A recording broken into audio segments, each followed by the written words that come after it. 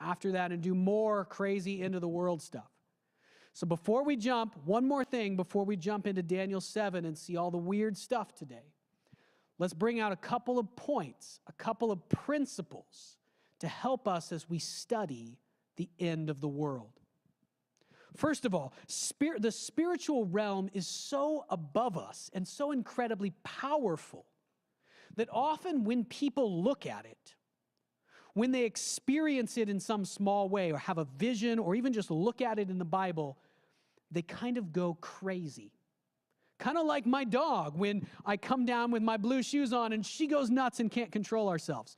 Sometimes people have predicted crazy things about the end of the world. Sometimes people have gotten way too involved in trying to predict all the particular things. What's going to happen in the end times? Let me write out every future event that's going to happen and tell you the day Jesus is going to return. Don't try to do that. The Bible says you can't. Just like Bella can only understand some things about the future, about the human realm. Sorry, not the future. She can only understand some things about the human realm. We can only understand some things about the spiritual realm and the visions of the future that are given in the Bible. So don't try to pin it all down or say when Jesus is returning. I'll give you a couple of crazy examples. In the 200s, there was this guy named, let's bring his statue up here. This dude, his name was Montanus, and he was a Christian pastor, priest in the 200s in what is modern-day Turkey. And he started having visions from God, and these visions made him so crazy. Maybe they were from God, maybe some other spiritual force, I don't know. But they made him so crazy that he said, Jesus is returning. He's going to return next year.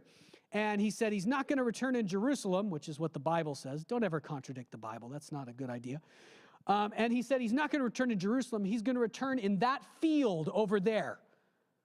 A field near where they lived in Turkey. And so he got thousands of people to go out and live in this field and wait for the return of Jesus. And it didn't happen when he said, and it was a big disaster. It was a big catastrophe. And everybody had to go home disappointed.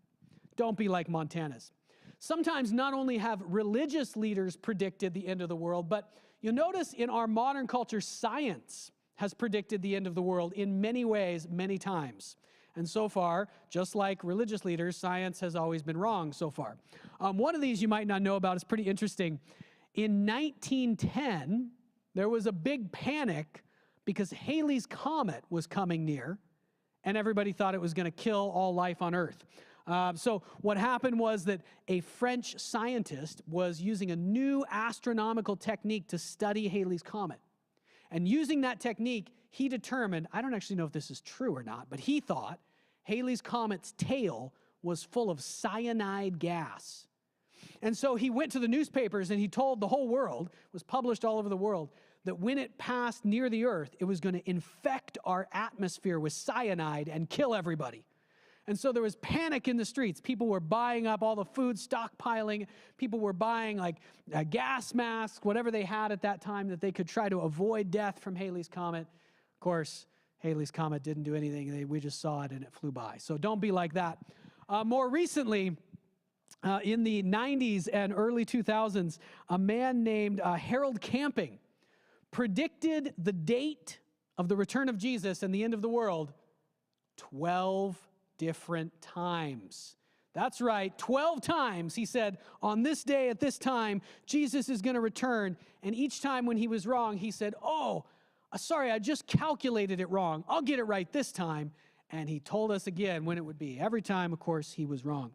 So the point is this: study the end of the world, but don't go crazy.